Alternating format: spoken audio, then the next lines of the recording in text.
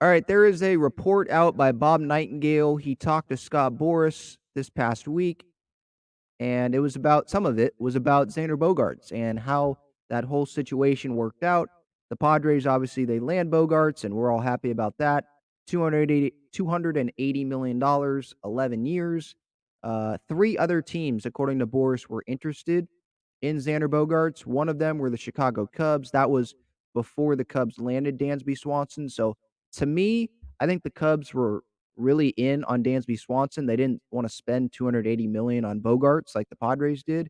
They were fine with giving a really good shortstop in Dansby. I don't think he's as good as Bogaerts, but they were willing to give Dansby Swanson 177 million, and they could spend some other money on other parts of the roster. They brought in Jameson Tyone, Cody Bellinger, just to sign Trey Mancini. So they made some other additions around Dansby as well. I think if some injuries happen to one of these playoff teams from this past season, maybe the Cubs can fight for one final playoff spot there here in the National League. They were one team that was interested. The Toronto Blue Jays were another. Matt Chapman, he is scheduled to hit free agency at the end of this season. So, Bo Bichette's already at short, so it didn't really make a whole lot of sense, right? When I saw the Blue Jays right when I saw the Blue Jays were interested in Bogaerts, but you can move Bogaerts to another position for 1 year, or you can move him to third base after Chapman leaves in free agency. But now allows the Blue Jays to pay Chapman or go spend somewhere else in free agency. They did bring in Chris Bassett this offseason, so they have made some additions. They traded for Dalton Varsho, so they seem to have a pretty good team. I think they're a playoff team, just looking at the roster as of now. And another team that were interested were the Minnesota Twins. And this was before the Twins got Carlos Correa. This was, I assume, when Correa was signing with the Giants, and then he went to the Mets, and it was like, okay, he's going to the Mets. Twins, you got to go find someone else, or are you just going to be fine with Kyle Farmer as the stopgap to get to Royce Lewis, who's one of their big young prospects, who I believe had an ACL injury this past year, so he's not going to be ready for the start of the season. So you're fine with the stopgap here, and you're fine with Jose Miranda at third. And they were probably thinking it over and contacting Boris about Bogaerts. Hey, we'd like to have Bogaerts, and they could spend that Correa money on Bogaerts. That money that we didn't think that they were going to spend. I didn't see the Twins going after Bogaerts super hard, to be honest. I thought they were just going to wait for Royce Lewis. Correa, it made sense once the fallout happened because he went back. He was with the Twins this past year, so it made sense for him to go back there, and they were comfortable with him. They knew how much of a leader he was and all that.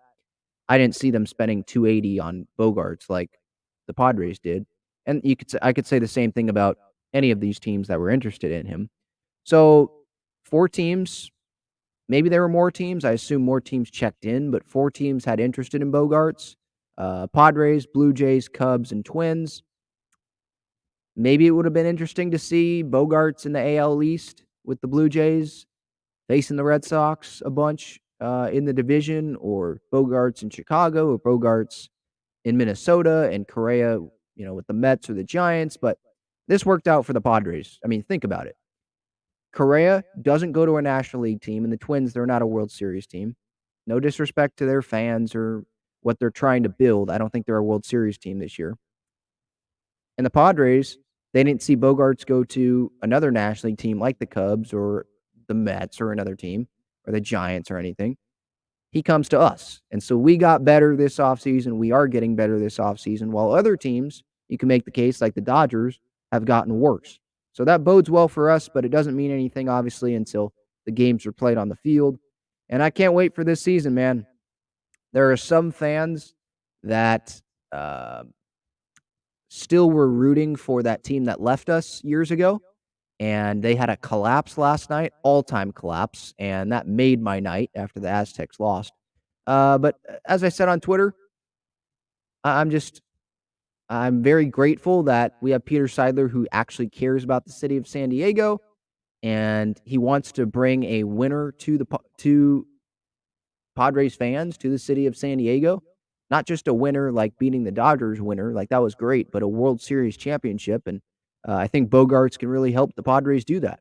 So leave your thoughts in the comments, maybe on this report about Minnesota, Chicago, Toronto, them having interest, used to have interest in Bogarts before he signed with the Padres. And do you think this Bogarts contract is gonna work out for the Padres? I think it will.